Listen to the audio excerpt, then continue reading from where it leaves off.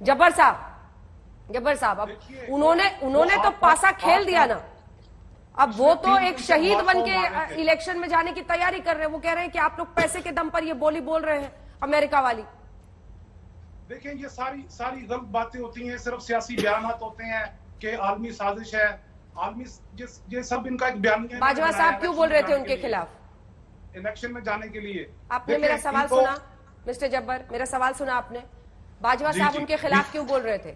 बार बार अपनी Russia policy को Imran Khan defend कर रहे थे, यहां तक कि भारत का सहारा ले रहे थे, भारत की प्रशंसा कर रहे थे कि देखो रूस पर इंडिपेंडेंट पॉलिसी है इनकी। वो खुद चले गए थे रशिया। ऐसे में बाजवा का बीते दिन ये कहना कि हमें यूक्रेन के साथ होना चाहिए, ये क्या कहता है? खुद ही उन्होंने क्वेश्चन मार्क खड़ा कर दिया अपनी फौज के खिलाफ इमरान खान साहब ने, ये कहकर कि देखें जी, आजाद हमारे हमसाया मुल्क हिंदुस्तान की फॉरेन पॉलिसी आजाद है। अब देखिए, अगर आप हिंदुस्तान की आजाद फॉरेन पॉलिसी की बात कर रहे हैं तो इसका मतलब कि आपकी आजाद नहीं है। एक प्राइम मिनिस्टर एक मुल्क का अगर ये बात कर रहा है तो इसका मतलब कि आपकी फॉरेन पॉलिसी कौन बनाता था, कौन बना रहा है? तो ये बातें ये काफी आपको पता नहीं है कौन बना रहा है? ये देखें, ये इन्होंने काफी इमेज फौज का खराब किया है। इमरान खान साहब की वजह से हुआ, लेकिन फौज देखिए कई बार विनाशकाले विपरीत बुद्धि होता है, कई बार विनाशकाले सही बुद्धि भी हो जाता है। वही इमरान खान का हुआ है, उन्हें समझ में आ गया है। और आपको भी पता है जब्बर साहब, मुस्कुरा लीजिए आप भी, क्योंकि दिल से आप भी जानते हैं कि वहां की विदेश नीति कौन बनाता है, कौन बनाता है मिस्टर जब्बर? देखिए मैं सियासी, ये तो आप बच्चे से पाकिस्तान में पूछ लीजिए, वो आपको बता देंगे। डिलीवर नहीं कर सके।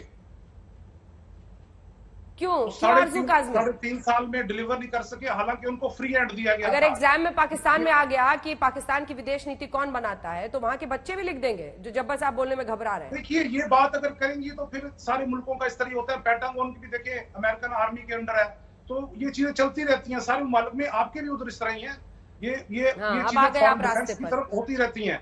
लेकिन इसका ये मतलब नहीं कि आप गैर ऐसा जब्बर साहब, अभी भी कुछ लोग सच बोलने वाले हैं पाकिस्तान में।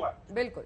आरजू काज़मी जी, बिल्कुल आप ठीक कह रही हैं कि जो पॉलिसीज है यहाँ पे, चाहे वो किसी भी किस्म की पॉलिसीज हो, वो बिल्कुल एस्टेब्लिशमेंट बनाती है, फौज बनाती है, और फौज ही लेकर आती है, फौज ही हटा देती है प्राइम मिनिस्टर को या गवर्नमेंट को। और वही कुछ हो रहा है, कोई माने या ना माने, सब जानते हैं कि यहाँ पर इसी तरह से काम चलता है और आगे भी ऐसे ही चलता रहेगा, क्योंकि जो अपोजिशन है वो भी तभी इतनी कॉन्फिडेंट है जब उसको आशीर्वाद हासिल है एस्टैब्लिशमेंट का।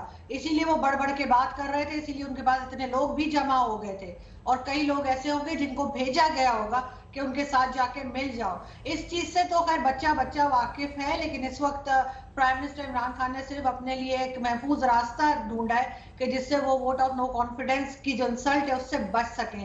लेकिन गवर्नमेंट तो फिर भी उनकी नहीं चल पाई और 5 साल से पहले खत्म कर दी गई। इससे कमर नईम ये माना जाएगा, इसके बाद मैं आ रही हूं आप लोग दोनों के पास, कमर नईम ये माना जाएगा कि जो वो चाह रही थी सेना, वो तो हो ही गया।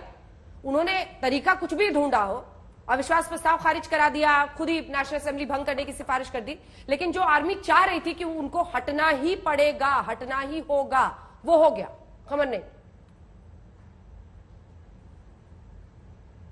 शायद आवाज नहीं जा रही है, एक रिएक्शन से डुगरा साहब। मैं एक जब्बर साहब से सवाल पूछना चाहता हूं।